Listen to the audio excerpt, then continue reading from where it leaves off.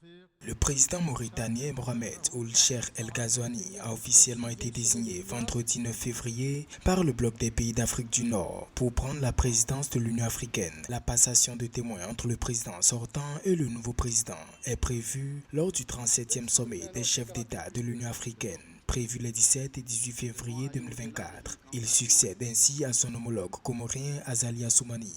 une candidature présentée comme celle du compromis après l'échec des négociations pour désigner un président issu d'Afrique de l'Est. La désignation de la Mauritanie semble être un compromis à l'arraché, mais à vrai dire, le plus difficile a été de convaincre la Mauritanie parce que la Mauritanie a été le pays qui, à travers tous les pays et dans les crises qui se sont succédées, notamment en Afrique de l'Ouest, la Mauritanie a été le pays qui a gardé notamment une neutralité dans le changement constitutionnel intervenu au Niger, par exemple, qui lui a permis de se mettre au-dessus de la mêlée quant aux différentes condamnations des autres États.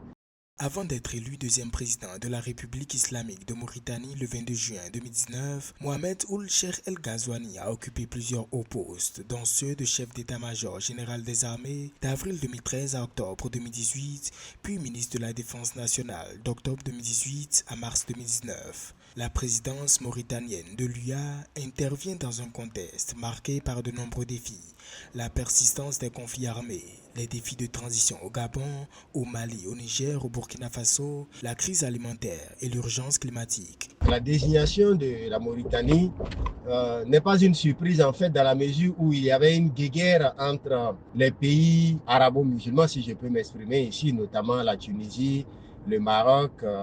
et l'Algérie. La Mauritanie prend la présidence de l'UA au moment où le pays prépare également l'élection présidentielle prévue en juin 2024. Le parti de l'actuel président El Insaf a remporté une large victoire aux élections législatives, régionales et municipales en mai 2023. Par ailleurs, le président Mohamed Ould Cheikh El Ghazouani s'est distingué par son activisme diplomatique ces dernières années, jouant un rôle de médiateur dans plusieurs crises régionales, à l'instar de la crise entre l'Algérie et le Maroc.